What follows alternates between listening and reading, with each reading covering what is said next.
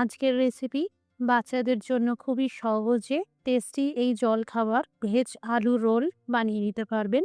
তবে কোনো রকম আলুর স্টাফিং না ভরেই একটু ভিন্ন পদ্ধতিতে বানাবো।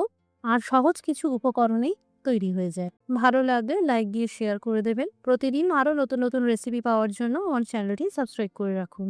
এখানে একটা গাজর, একটা ক্যাপসিকাম আর একটা শসা এইভাবে লম্বা আর ঝিরি করে কেটে নিয়েছি। এই রেসিপিটা আমি যেহেতু নিরামিষভাবে বানাচ্ছি, তাই কুচানো পেঁয়াজ ব্যবহার করিনি। আপনাদের অসুবিধা না থাকলে আপনারা কুচানো পেঁয়াজ দিয়ে করতে পারেন। মিশিয়ে নিলাম সামান্য করে বিট লবণ, কুচানো ধনেপাতা, এতে একটা সুন্দর গন্ধ আসবে। আর সেই সাথে আধখানা পাতিলেবুর রস।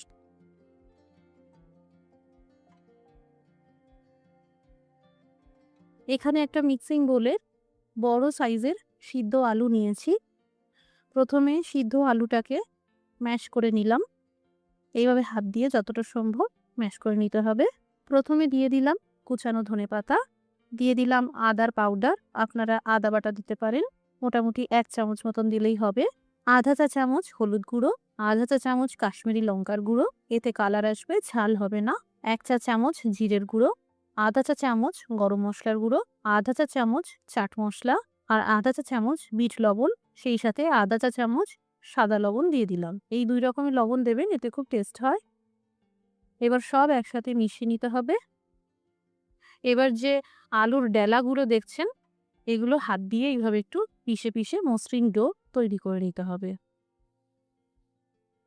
পুরো মিশ্রণটাই এখানে মাখা হয়ে গেল। এবার দিয়ে দিলাম 2 কাপ ময়দা। এই আলুর মিশ্রণটা দিয়ে ময়দা মেখে নেব। কোনো রকম জলের প্রয়োজন হয় না, তবুও যদি মনে হয় যে জল দিতে হবে, খুব সামান্য করে জল দিয়ে মেখে নেবেন। তবে বেশি জল দিয়ে মাখতে যাবেন না, অনেক নরম হয়ে যেতে পারে। যদি মনে হয় আলুর মিশ্রণের সাথে ময়দা মেখে নেওয়ার পর অনেক বেশি নরম হয়ে গেছে, আধা কাপ ময়দা অথবা আটা দিয়ে দিতে পারেন, তাহলেই ঠিক হয়ে যাবে। এবার সিম্পল পরোটা যেভাবে বেলতে হয় সেইভাবে বেলে নিতে হবে। একটু আটা ছড়িয়ে বেলে নিচ্ছি। এই আলুর পরোটা এমনি বেলতে যাবেন না, অনেক নরম হয়, তাই আটকে যেতে পারে। এইভাবে আটা ছড়িয়ে শুকনো করে বেলে নেবেন, তাহলে বেলতে সুবিধা হবে। এবার একটা তাওয়া নিয়েছি, মিডিয়াম আঁচে করে 1 চামচ তেল দিয়ে দিলাম। তেল ভালো করে ব্রাশ করে নিলাম। পরোটা 2 দিক থেকে খুব ভালো করে ভেজে নিতে হবে। লো টু মিডিয়াম আঁচে ভাজবেন, তাহলে পরোটা নরম তৈরি হবে আর বাইরেটা ক্রিস্পি হবে। পরোটা ভেজে গেলে একটা প্লেটে আলাদা সরিয়ে রাখতে হবে। এবার দ্বিতীয় পরোটাটা ভেজে নেব। একই রকমভাবে 1 চামচ তেল দিয়ে ভেজে নিচ্ছি। এখানে পরোটাগুলো ভাজা হয়ে গেল। মোটামুটি হাত দিয়ে ধরতে পারবেন এমন গরম অবস্থাতেই স্টাফিং ভরে দিতে হবে। এই কুচানো গাজর, শসা, ক্যাপসিকামের যে মিশ্রণটা তৈরি করে রেখেছিলাম, এইভাবে দিয়ে দিলাম।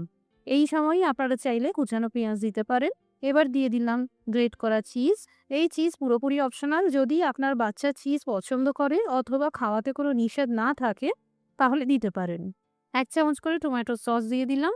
এবার রোল করে নিলাম। খাওয়ার সুবিধার্থে পেছনে একটা কাগজ রোল করে আটকে দেবেন। আমি এখানে দেখতে সুন্দর লাগার জন্যই রোলগুলোকে পেপার ছাড়া এইভাবে রেখেছি। এখানে বলে রাখি, আলুর মিশ্রণ দিয়ে আপনারা যেকোনো ধরনের নাস্তা বানাতে পারবেন। এই মাখা আলুর মিশ্রণ দিয়ে আপনারা আলুর পরোটা, কচুরি, লুচি, পাকোড়া, চপ সবকিছুই বানাতে পারবেন। এই মিশ্রণ সবকিছুতেই ব্যবহার করা যাবে। আর যদি বেঁচে যায় 3 দিনের জন্য ফ্রিজেও তুলে রাখতে পারবেন, ভালো থাকবে।